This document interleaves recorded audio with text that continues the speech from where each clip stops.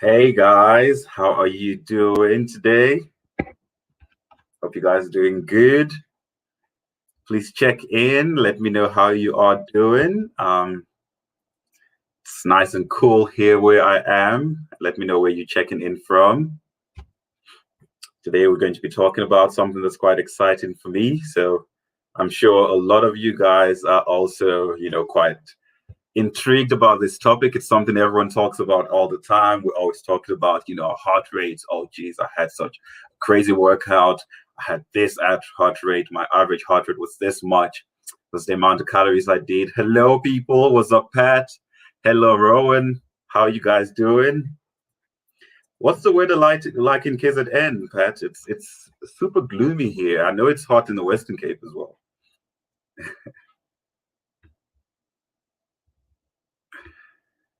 Hey, Karine. Hello, Kim. How you doing? Hey, Melly. How are you guys doing? Hey, Zanat. Thanks for checking in, guys. Going to be talking about something that's, oh, geez, Candice, how are you doing? Is it rainy? Shoo. Looks like we're heading towards the early winter this year. Hey, Cindy, how are you doing? Hope you guys are doing good. I see the eyes. Yeah, guys, we're talking about a pretty hectic topic. Something that I think a lot of us find very intriguing. We always get very intrigued. Yeah, winter is here, but you know what, guys? It's okay. Oh, like Mel. Okay, I get it, Mel. Thank you. I appreciate that. Get it for next time. Hey Paula, hey Paula. Okay, cool guys. Let me quickly take you guys into it. Hello, Dominique. I see you. Um, yes, guys, we're going to be talking about heart rate zones today. I think that's a very interesting topic for a lot of us because it's something that we're all trying to really, really push for whenever we are, working with or doing our workouts. We're always trying to look at how efficiently we, are getting our workouts in, by evaluating our heart rates, by checking, how high it's been, what the average heart rate's been, how many calories we've burned, and the likes. And so, it's also a topic that's super, super, super interesting to me because it has to do with the heart. I really, really, really, really love the heart. It's literally been the area of, life that I have specialized in for so long, did my master's and my doctoral studies on the heart. And I remember actually, I think it was the final year of my undergrad. We were working the cardiovascular system and shish, I remember we started it out at the start of the year, and it was so interesting for me because I felt like I had an epiphany, and it just seemed like everything made sense. Like this was the one thing I was doing in varsity where every single thing seemed to make sense. It just clicked in my head, and I understood that okay, cool. Your blood carries oxygen, and when your blood's out of oxygen, sent into your heart, into the atrium via your vena cavas. The vena cavas pump it into your right atrium. Your right atrium pumps to your right ventricle. Your right ventricle pumps it into your lungs. In your lungs, your blood gets saturated with oxygen. Saturated blood goes back into your left atrium via your pulmonary veins, goes into the most powerful left ventricle. Left ventricle pushes that blood into the rest of your body, and now you have oxygenated blood to supply your body. So it sounded so mechanical, so interesting to me, so like you know um it made sense. And that's why this topic is very exciting for me because it has to do with heart. But anyway, why are we talking about our heart rate zones? Well, it's because all of us here are trying to get in a level of exercise. We're trying to get the most out of our workouts. We're trying to work out efficiently for the goals that we are trying to achieve. Now, what factors go into your workouts? What factors go into the exercises that you do on every single day? Well, there's one of them known as your exercise frequency, there's exercise duration, and exercise intensity. Now, you know that exercise frequency is pretty much how many times are you getting your workouts in, say, over the course of the week? Are you getting it 4 times? Are you getting it 5 times? Are you doing it once a day? Are you doing it twice a day? There's a whole bunch of varying frequencies that we work with. Exercise duration, how many minutes are you exercising for? Are you exercising for 30 minutes? Are you exercising for 45 minutes? Are you exercising for an hour? And then exercise intensity, which is the one that seems to get all of us going. And that pretty much is the amount of energy that you are utilizing during your exercise. So how much of an energy deficit are you creating during your workouts? So now that we're speaking about energy, and it's quite interesting because I have a shirt that says that has energy on it. Either way, what is the energy currency within the body is just like your car. You have your car and you have to put fuel in. The energy currency in your body is something known as ATP. And your cells need ATP to be able to perform the way you ask them to perform. However, I'm sure you've never gone to a shop and checked in the aisles and been able to see something there that says ATP for you to buy and eat. You can't. So what do? You take in your proteins, you take in your carbs, and you take in your fat. Now, these are your 3 sources of energy: proteins, carbs, fat. However, we can take proteins right now and chuck it in the back. Just act like you've archived it. And the reason for that is because your body never, ever really uses proteins as a source of energy unless you're in a starvation state. It prefers to use your carbs. It also prefers to use your fats. And in fact, when it comes down to energy efficiency, fats are a much more efficient source of energy. So when your body can, it will use fats because it's getting in a very efficient source of energy from those fats. Cool. So now, how does this play into our heart rate, and where does your heart rate come into this? Importantly, we need to understand that our muscles are the highest energy consuming organs within the body. They require a lot of energy to perform the functions that we ask them to do. Now, for them to be able to metabolize or to be able to utilize the energy stores that we have in our carbs and our fat, they need oxygen, which is why we breathe in oxygen. And that's where your heart comes into play, because your heart provides oxygen to your muscles by sending oxygenated blood or blood filled with oxygen down to these muscles. Cool. So now, how does all of this play into your heart rate, and why is it that your heart rate needs to increase sometimes, and why does it go down sometimes as well? Well, the thing is, the amount of blood that your body can, or your heart can pump to the rest of your body really determines a lot of how efficiently your muscles are able to metabolize or utilize the energy stores that they have. And that comes to a factor known as your cardiac output. Your cardiac output is pretty much how much blood your heart can pump out in liters per minute. And the things that determine your cardiac output are your heart rate and your stroke volume. Your stroke volume is pretty much how much blood, or the volume of blood your heart pumps in every single beat. So here's the thing. If you've been working out for a very long time, if you're very fit, your heart gets stronger, your heart gets fitter. It becomes a lot more powerful. So it can pump out a whole lot more blood per beat. When your heart can pump out more blood per beat, it's an increase in stroke volume. Now, that increase in stroke volume means that over the course of a minute, you need less beats to be able to provide the amount of volume of blood that you need to run on a daily basis. And that's the reason why when you get fitter, you would notice that your heart rate drops, or your resting heart rate drops, because suddenly you need less beats to be able to provide the right amount of oxygenated blood to your body. And so what happens when that oxygenated blood gets to your muscles? You have a process known as respiration. And respiration pretty much is your muscles and your body trying to break down energy in order for it to be able to be utilized for the functions that you're asking it to do. So if you're sleeping, you're using a lot less energy. If you're doing a stretch session, you're using low energy. If you're exercising and you're running around, you're using more energy. And so what happens is your muscles break down your fat stores. They also break down your carb stores in a process known as respiration. There are 2 different types of respiration. The first type being aerobic respiration. Aerobic respiration is respiration that happens within your muscles when your body is providing it with sufficient oxygen. And so when you undergoing aerobic respiration, your muscles are very happy to use their fats. They're also very happy to use carbs. You have a high percentage of fat and carbs being utilized for this type of respiration. Now, what happens when you start to exercise more intensely and when you up the intensity of your workouts? Well, the first thing you will notice is, wow, okay, I'm starting to breathe a little bit harder. I'm breathing a little bit harder. I'm also starting to feel my heart racing a bit more. And then I'm also starting to feel sore in my muscles. Why does this happen? It happens because you shift from aerobic respiration towards something known as anaerobic respiration. Anaerobic respiration happens when your body or your heart isn't able to provide as much oxygenated blood or sufficient oxygenated blood for the energy demands of your muscles.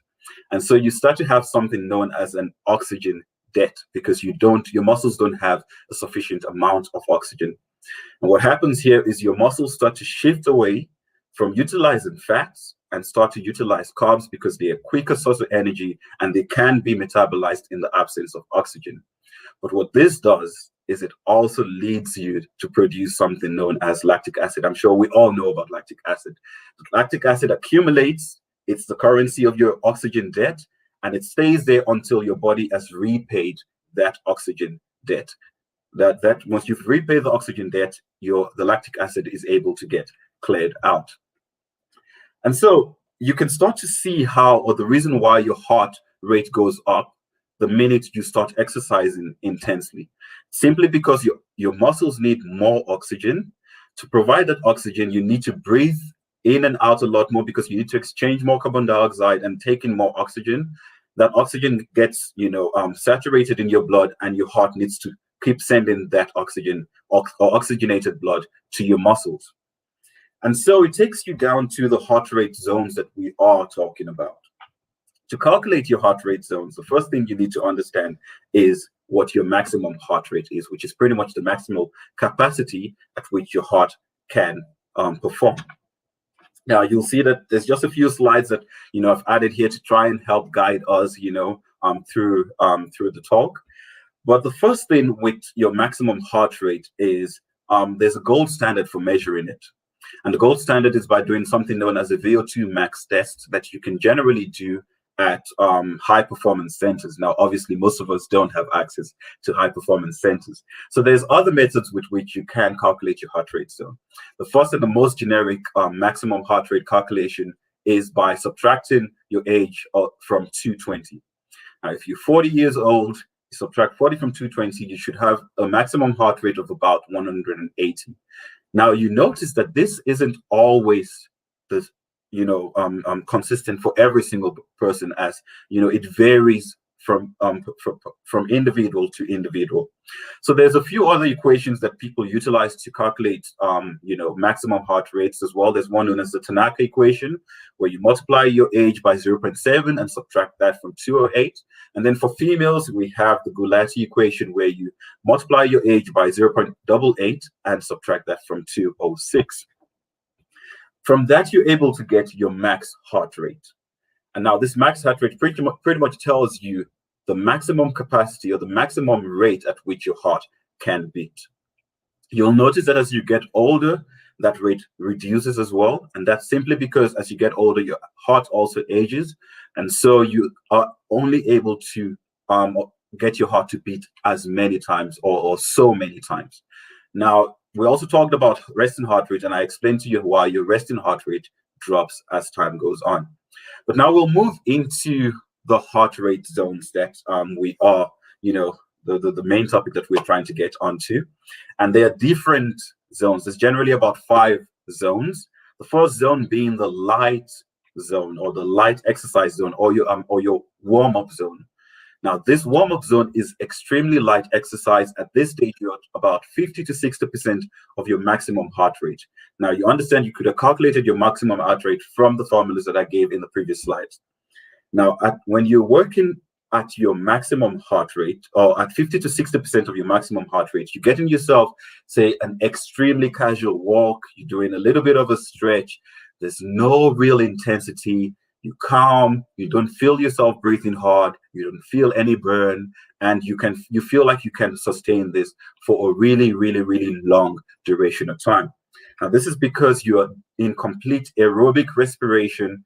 Your heart can supply as much oxygen. It's actually supplying a whole bunch of oxygen to your muscles. Your muscles are processing this very efficiently. And so you're in a stage where you're burning your carbs, but you're also burning a lot of transient fat as well. Now we move towards the second zone, which is the light exercise zone. We can move one slide down. Yeah, there we go. So now we can move to the light exercise zone. And this light exercise zone, you're training at about 60 to 70% of your maximum heart rate.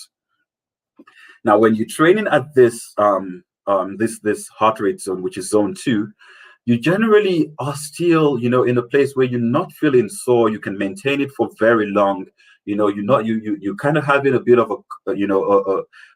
say a bit of a brisk walk. You're not in a place where you are going too intense. You can still keep this going for quite long. You don't really feel that much of a burn within your muscles. And as such, you're in a place where you're still within aerobic respiration. Your body is utilizing a lot of fat in proportion, and it's also still utilizing some carbs as well.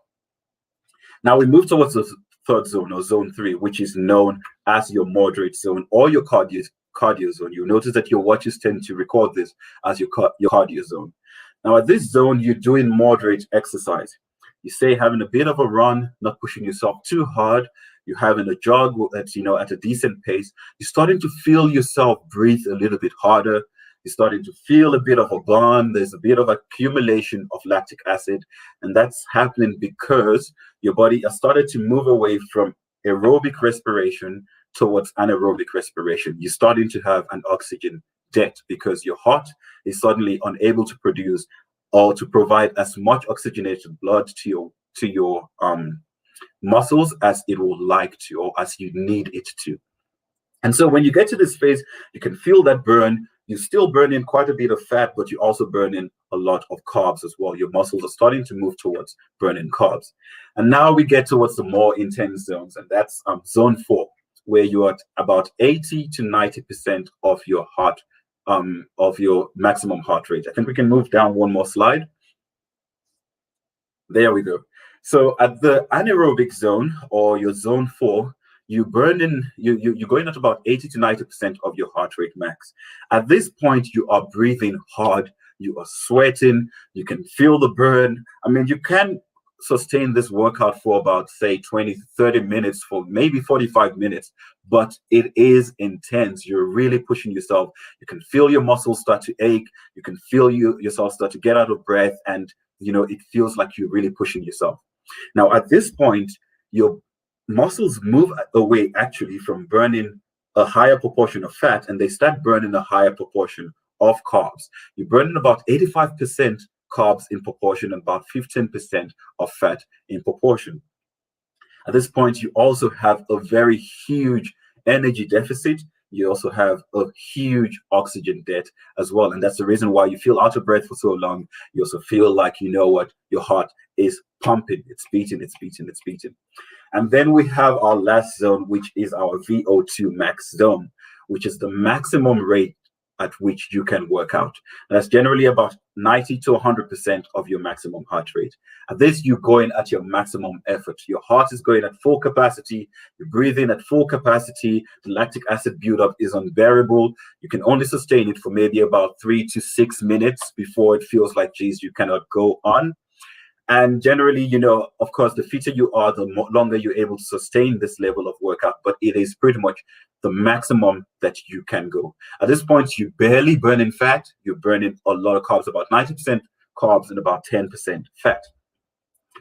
And so that brings us to the question, which heart rate zones should you be training at? Now, the answer to that is, it really depends on your goals. When you train at your lower heart rate zones, at the zone 1s to early zone 3s, you're training for endurance. You're building your body, and your body is starting to understand how to train for longer with and maintain that a standard or a set level of training for a long duration of time. And that's why you notice you can walk for a lot longer than you can run, because you're doing aerobic respiration. Your muscles are being supplied with a good amount of oxygen. They burn in fat, and I mean that fat burn is transient. It's continuous, and it never leads to the production of too much lactic acid. However, when you say start to get towards the higher the higher ends of your heart rate zones, say the zone 4s and the zone 5s, the early zone 3s as well, you get into a position where you're starting to work out for performance. And so here your body is actually getting into a place where you are working out and you're pushing yourself, and you are creating a very high energy deficit. And to supply this energy deficit, your body is eating into a lot of your carbs. Now, the interesting thing about it is, a lot of us are trying to, say, lose some weight. A lot of us are trying to lose fat, which is actually a more appropriate way of saying it. And so the question is, where should I be working out if I am trying to lose fat? Should I not just be working out in the zone 1s and 2s, since there my muscles are more efficiently using fat? The problem is, when you're trying to lose fat, what you're trying to create is an energy deficit, right? But to create this energy deficit, you need to be burning a total amount of calories. To burn this total amount of calories, you need to be pushing yourself at a certain amount of, or to a certain level of performance, which is generally in your late zone 3s to your zone 4s, and sometimes touching into your VO2 max zones. The reason for this is you are burning so much more calories, your muscles are doing so much work, and during this period you burn a lot of your quick release carbs, and you're able to burn through them, but you create such a large energy deficit that when you are done with your workout and you're starting to recover, your body moves back towards aerobic respiration. And when it moves back towards aerobic respiration, it goes in and it starts tapping into your fat stores to supplement that energy deficit. So yes, your body uses fats more efficiently during the lighter workouts, but you also create a very small energy deficit. And so that lighter workout over the course of the day actually will not burn as much fat as it will burn if you were pushing yourself during a more intense workout.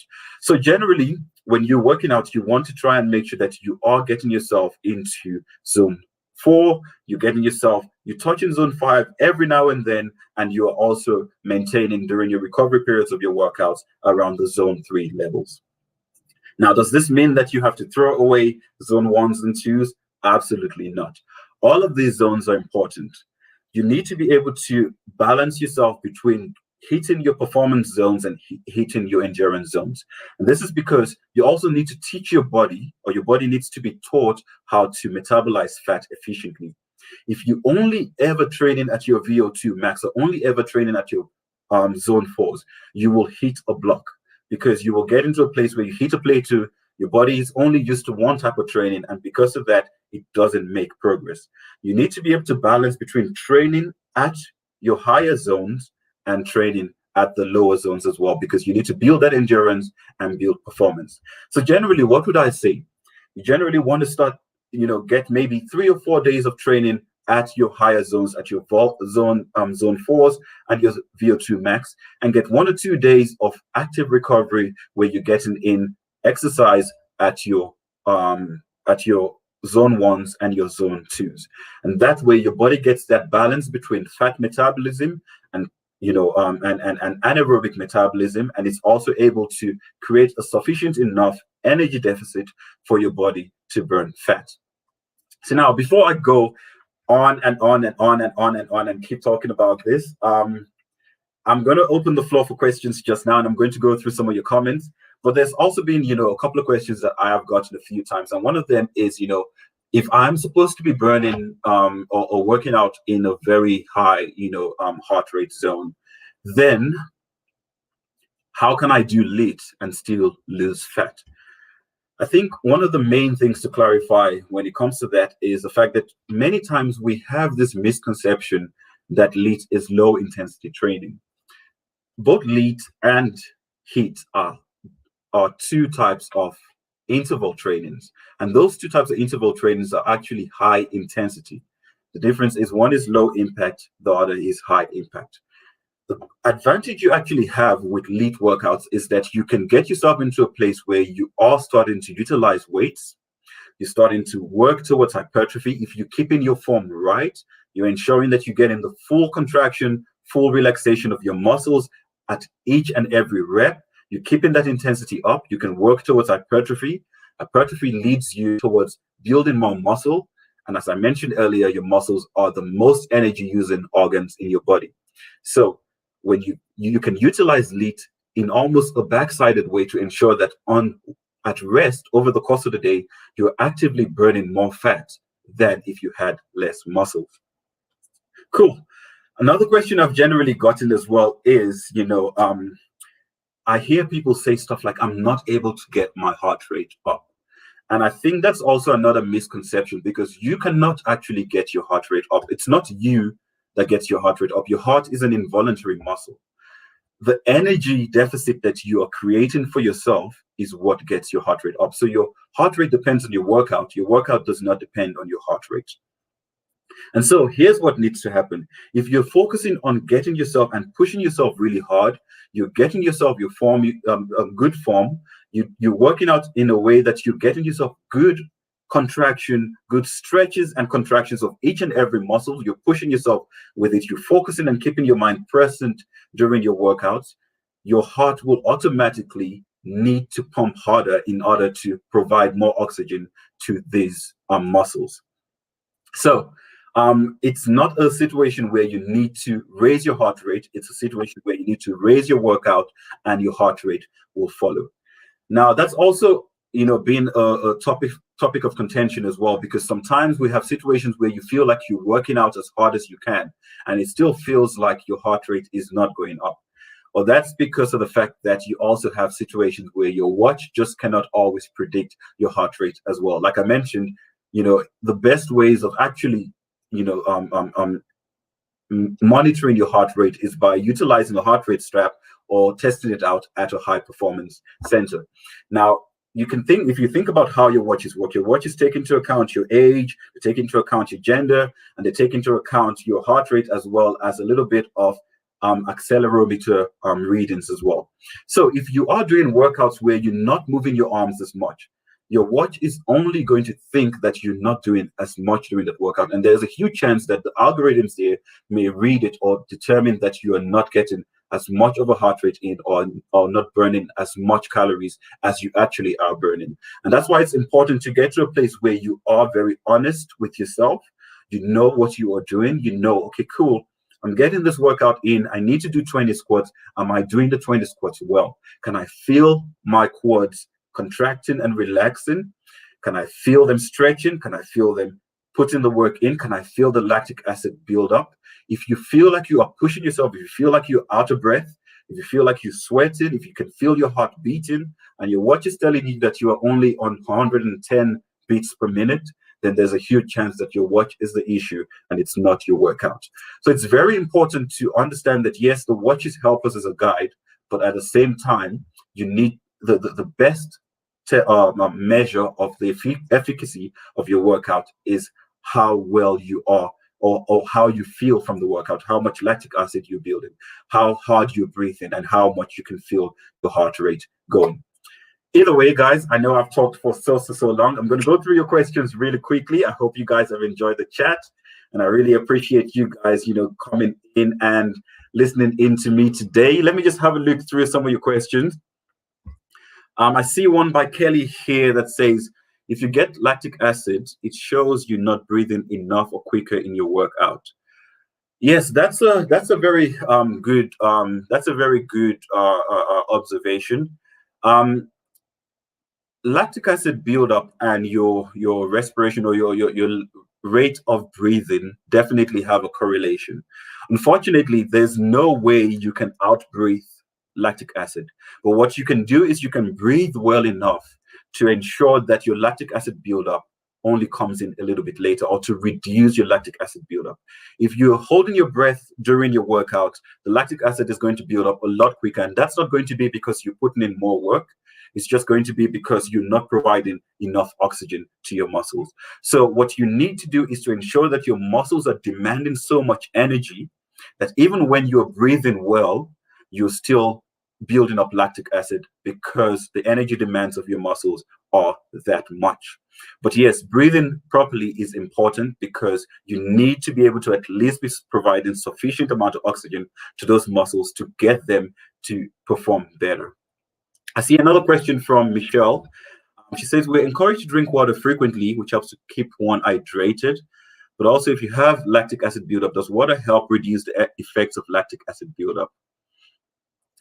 That's an interesting one. The thing is, the amount of oxygen molecules that you process from water is actually very little. So yes, water is important and it does carry those oxygen molecules within your body, but water on its own isn't going to, or taking in more water isn't actually going to prevent or isn't going to do too much in terms of prevent or of supplying the oxygen molecules that your muscles need to metabolize the energy stores that they need to metabolize. So yes, it's important to drink water because it's important. Water is important for your digestive system. It's important for your digestion. It's important for your circulation as well, by to keep the quality of blood better. But getting that water or kind of utilizing the oxygen within water isn't your body's first choice. What your body does is it utilizes the oxygen that's carried within the hemoglobin within your blood. I'm just going to go through a couple other questions. I see Alison here says she's been pushing at her VO2 max zone. Yes, most definitely. If you are pushing at your VO2 max every single time, you definitely will struggle with endurance. You need to be able to find a balance between that. You cannot push at your VO2 max every single day. Endurance will drop, and also you will hit a plateau. It's not sustainable. So you want to push yourself hard enough, but you want to touch your VO2 max and come back from your VO2 max as well. I see a question here that says, how do the coaches judge if we're exercising in the right zones? Now, one thing you will notice is your coach always asks you for a workout feedback, and that's why it's very important for you to give your coach that workout feedback as well. Now, you have to, with your coaches, you generally, log your workout stats, so your heart rate, your calories burnt, and the likes. And we can use that to determine if you are working out well enough, because obviously we know how old you are. We can estimate your maximum heart rate. However, we also know that the watches are not always the most dependable thing. So it's very important for us that you come back and let your coach know how you felt during the workout. A bit of video feedback is always helpful because your coach can see if you're out of breath. A coach can see if you're sweating. A coach can see if you were really pushing yourself during that workout. So it's always good to really, get yourself into a place where you are, you get into a cadence of giving your coach feedback on your workouts as well. I see Nancy here has talked about hitting 219 beats per minute. That is absolutely crazy. Again, it comes down to the question of, did you actually hit it? Was it your watch, or was it just a situation where your heart had a crazy spike? The watches can sometimes read these things wrong. At the same time, sometimes you have a lot of variability as well. There are people who have naturally higher heart rates than other people.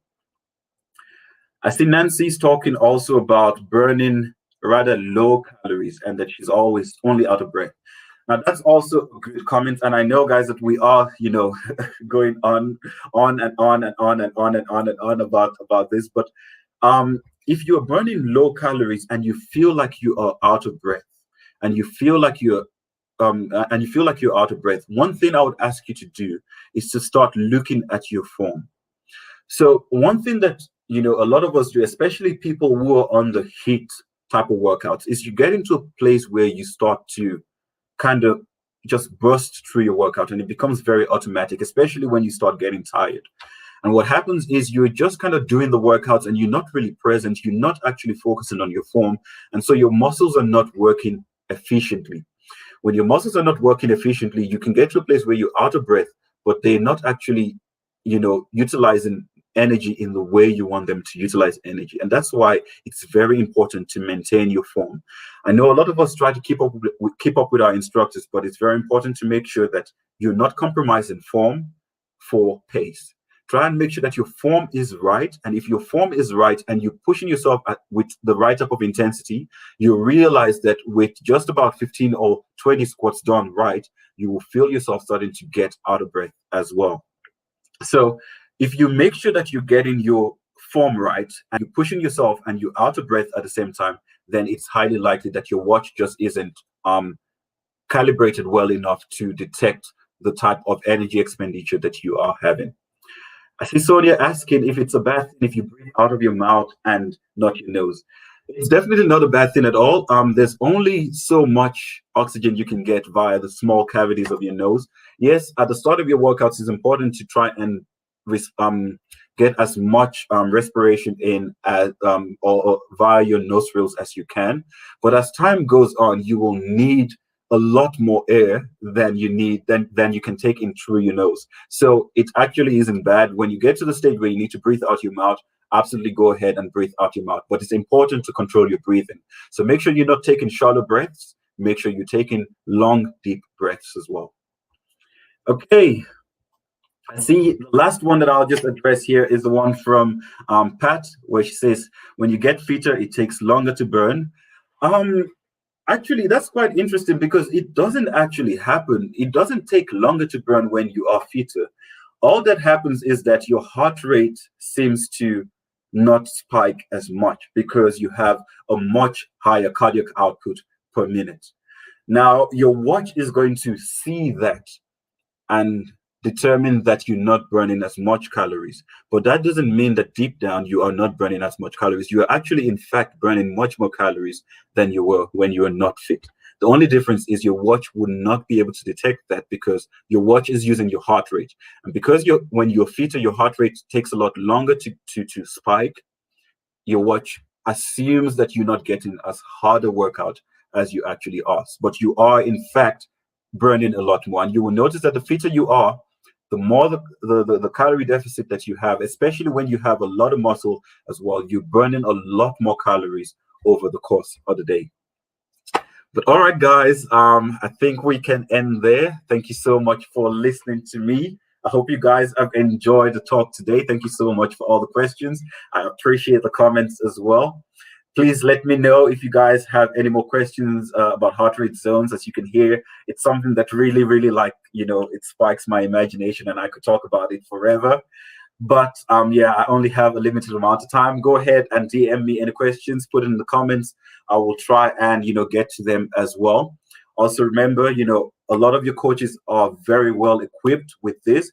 It's very important for you to get to a place where you understand your body, you understand what you're pushing in. And that's why it can be very important to have a coach working with you as well, because a coach will help you determine the type of exercise or the levels of exercise that are important or that are effective for you.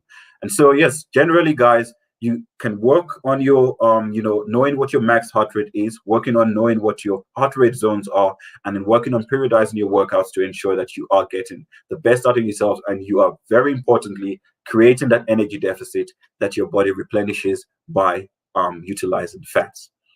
All right, guys, I hope you guys have a lovely, lovely, lovely day. Please let me know.